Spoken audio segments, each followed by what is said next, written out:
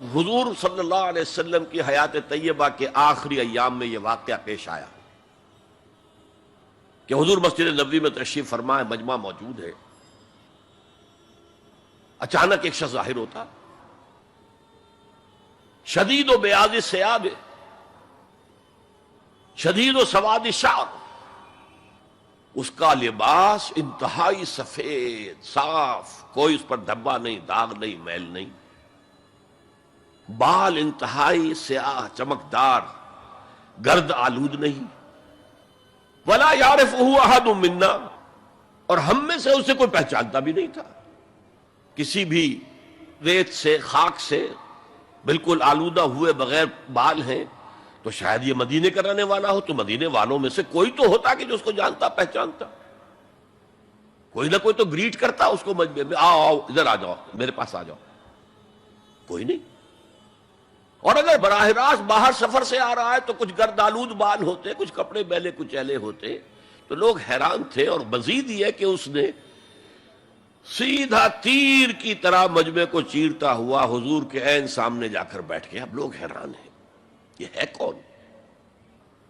اس کی یہ جرت، یہ جسارت، اور اس طرح دو زانو بیٹھا کہ حضور کے گھٹنوں کے ساتھ اپنے گھٹنے جوڑ دیے اور حضور کی رانوں پر اپنے دونوں ہاتھ رکھ دیے۔ اب سوال کیا، یا محمد اخبرنی عن الاسلام، اے محمد مجھے بتاؤ اسلام کیا ہے؟ حضور نے فرمایا وہی جو میں ابھی آپ کو حدیث سنا چکا ہوں، الاسلام ان تشہد اللہ الہ الا اللہ وان انا رسول اللہ وان تقیم الصلاۃ وتؤتی الزکاۃ وتصوم رمضان وتحج البیت ان استطعت الیہ سبیلا۔ پھر کہا اخبرنی عن الایمان۔ لیکن یہ کہ ان روایتوں میں بھی اس کو روایت کرنے والے بہت سے صحابہ ہیں، عبداللہ ابن عمر بھی ہے، حضرت عمر خود بھی ہیں رضی اللہ تعالی عنہما، ابو ہریرہ بھی ہے، عبداللہ ابن مسعود بھی ہیں۔ چونکہ ایک مجمع میں واقعہ ہو رہا تھا نا، تو مجمع کے اندر تو بہت سے لوگ سن رہے ہیں، اگرچہ جیسے آج بھی ہوگا کہ میں جو بات کہہ رہا ہوں آپ میں سے بہت سے حضرات میری ساری بات سن کر اگر کہیں جا کر رپورٹ کریں گے تو ان کی باتوں میں اختلاف ہو جائے گا۔ لہذا اس حدیث کی روایت میں اختلاف ہے۔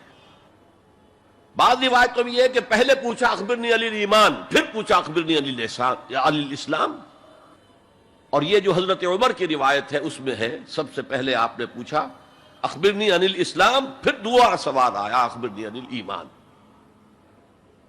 اچھا، اس کے بعد ایک دو سوال اور بھی کیے، اب میں تفصیل میں نہیں جا سکتا۔ پھر وہ شخص چلا گیا، حضور نے کہا ذرا اس کو بلانا واپس، تو دیکھا تو کہیں بھی نہیں، زمین کھا گئی، آسمان اچک کر لے گیا، اللہ جانے۔ تب حضور نے فرمایا اوہ یہ جبرائیل تھے جو تمہیں تمہارا دین سکھانے آئے تھے، یعلمکم دینکم اذ لم تسألوہ، جبکہ تم نے اس کے بارے میں سوال نہیں کیا۔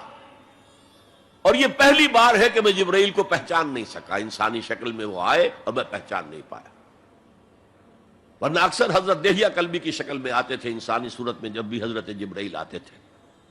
حضرت دہیہ کلبی جو ہے وہ بہت ہی حسین جوان رانا، ان کی شکل میں آتے تھے۔ بہرحال یہ اتنا اہم مسئلہ ہے کہ اس کو کلیئر کرنے کے لیے کہ دودھ کا دودھ پانی کا پانی علیحدہ ہو جائے۔ ایمان کیا ہے، اسلام کیا ہے؟ دنیا کا نظام اسلام پر ہے، ایمان پر نہیں ہے۔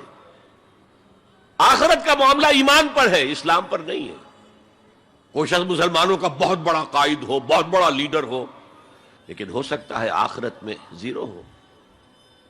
میں حدیث سنا چکا ہوں آپ کو، ایک شخص دنیا میں شہید سمجھا جا رہا تھا، ایک شخص دنیا میں بہت بڑا عالم سمجھا جا رہا تھا، ایک شخص دنیا میں بہت بڑا سخی سمجھا جا رہا تھا، اور اللہ نے سب کے دعوے جو ہیں ان کی نفی کر دی۔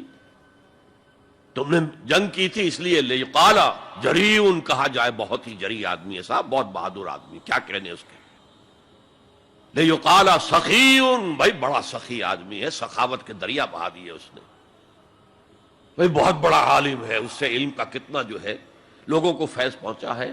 وقد قیل، یہ تمہارا مقصود تھا، وہ مقصود دنیا میں حاصل ہو چکا، تمہاری شہرت کے ڈنکے بج چکے، اب یہاں تمہارے لیے کچھ نہیں۔ اور پھر اللہ حکم دے گا اور فرشتے منہ کے بل گھسیٹتے ہوئے اسے جہنم میں جھونک دیں گے۔ تو وہ اسلام وہاں کام نہیں آئے گا. بلکہ اسلام کیا، اسلام پر اتنی اضافی خوبیاں بھی کام نہیں آئیں گی اگر دل میں ایمان نہیں اور اس کے نتیجے میں نیت درست نہیں.